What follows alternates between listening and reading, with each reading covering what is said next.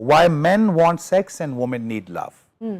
आदमी का love is sex, okay, that's what it is. अच्छा, कोई ट्रांसजेंडर भी होगा ना तो उसका भी वही होगा, सही, but in a different way. Okay, आदमी अगर फिजिकली एक औरत के साथ अट्रैक्टेड नहीं है, that woman is as good as a sister, वो बहन ही हुई ना फिर। ओके, ठीक है, तो अक्सर आप देखेंगे, ये भी एक बड़ी कंट्रोवर्शियल सी बात है कि लोग सादी सादी खवातीन को बेचारी को बहनें बना लेते हैं फौरन कि मां मेरी बहन है, ताकि मेरा इंप्रेशन अच्छा पड़ जाए, बचत भी हो जाए और दूसरी पे इंप्रेशन अच्छा पड़ जाए, ये तो बहन बना बना रहा।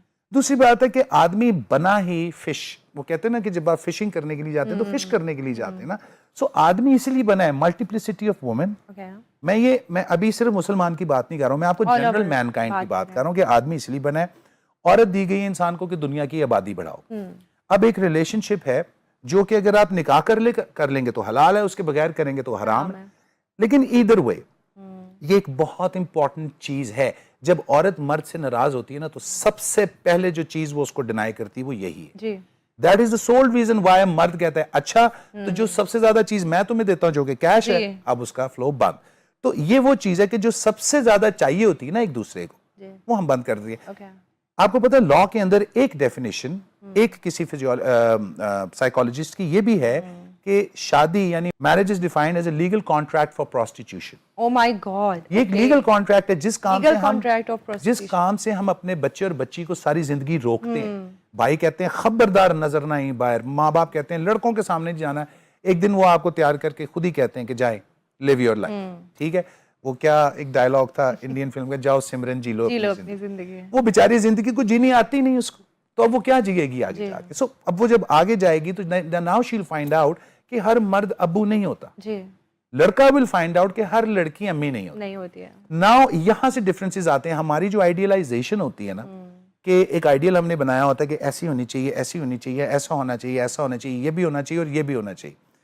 हम जब उसके साथ कंपेयर करते हैं ना किसी को, तो यकीन करें कोई भी आपको पुरानी स्टैंडर्ड पे उतरता हुआ मिलेगा, चाहे वो हॉलीवुड स्टार क्यों नहीं। स्क्रीन में आपको बहुत अच्छा लगेगा, असलियत में जब आप उसकी लाइव देखेंगी तो वो नशों में पड़ा होगा, धुत होगा और वो खत्म होगा।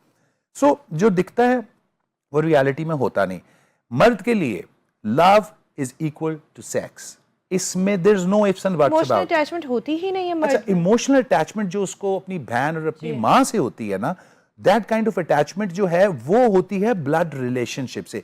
ये किसी और बंदे के लिए विदाउट सिंपैथी एंड एम्पैथी किसी और बंदे के लिए करना बहुत मुश्किल है। मतलब एक औरत जो अपना घर बार माँ बाप सब छोड़ के आ रही है, वो अपने जहन में बिठा के जाए कि वो ऐसे ही रहेगा, नहीं, वो अपने जहन में ये बिठा के जाए कि जिस द काइंड ऑफ लव ये लड़का या बंदा मुझसे कर रहा है ना, ये किसी से नहीं करता। ये अगर औरत सोच ले कि जो वो उस औरत से डिमांड करता है, वो फिर जब उसको वो नहीं मिलता तो वो कहेगा अगर तुमसे मुझे नहीं मिलता तो बाहर तो 10,000 है। ये रिबेलियस एटीट्यूड है। इसमें बंदा खराब नहीं होता, इसमें दिमाग खराब होता है। ठीक है, बंदा कहता है कि अच्छा ठीक है, इधर नहीं तो उधर सही, तो वो उधर चला जाता है। अब बाहर जब वो जाएगा तो जो उसकी बीवी नहीं होगी, जो उसको असलियत में जानती नहीं होगी, जिसका मोटिव शायद सिर्फ पैसा खाना हो उससे या उसका वक्त लेना हो, वो तो उससे दुनिया जहान के झूठ बोलेगी। वो उसके शायद काले चेहरे को भी कह दे कि तुमसे गुड लुकिंग बंदा। हम ये देखते हैं मर्द अपनी पूरी की पूरी जायदाद उड़ा देते हैं औरतों पे।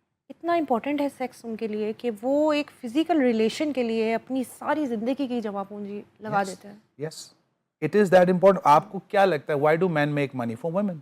The more the money you have the more women you will have. वो मेरा एक दोस्त है, बड़ा close friend of mine, he has got now 4 wives. अभी जब उसने चौथी की तो मैंने कहा यार बस कर दे। Look at your expression, he has 4 wives. He's got 4 wives. I don't even have one. You know, मैं तो I'm proud of him. I'm not proud of myself. तो मुझे वो कहता है कि यार तू अभी तो, मैं कहता हूँ यार तू 4 करके खुश है? कहता हाँ। मैं कहता हूँ कैसे? कहता है मेरी बीवी जब लड़ने के लिए, ये उसके अल्फाज में रिपीट कर रहा हूँ कि जितना बड़ा मुंह खोलती है मैं उतनी बड़ी थदी पैसों की, कहता हूँ कि ये लो, okay don't speak, and that covers it. अच्छा, अब मुझे नहीं पता कि उनका सिंसेरिटी लेवल आपस में क्या होगा, but this is how he is dealing with his 4 wives. और क्योंकि उसके पास पैसा है, ही कैन अफोर्ड इट। और उससे पूछो करोगे? कहता हाँ 5वीं भी करूंगा, आई कैन अफोर्ड इट। किसके लिए छोड़ के जाऊंगा मैं इतना पैसा? 2 मेरे बच्चे हैं, किसके लिए छोड़ के जाऊंगा? और उनकी हर किस्म की बीवी है, मॉडर्न भी है, मॉडल टाइप भी है, देसी भी है, जो सबसे पहली जिससे शादी हुई थी फैमिली में, और बाकी भी सब तरह की जो है वो कल्चर की रखी हुई है। लेकिन ये बायपोलर डिसऑर्डर की निशानी, ठीक है, ये याद, पर्सनैलिटीज जी रहे हैं वो। हाँ, ये बायपोलर डिसऑर्डर की निशानी है। जब भी इंसान ज्यादा शादियों में, ज्यादा गाड़ियों में तेज बाइक चलाना, हॉर्स राइडिंग, गन हंटिंग वगैरह ये करता है ना, तो वो बाइपोलर डिसऑर्डर में होता है।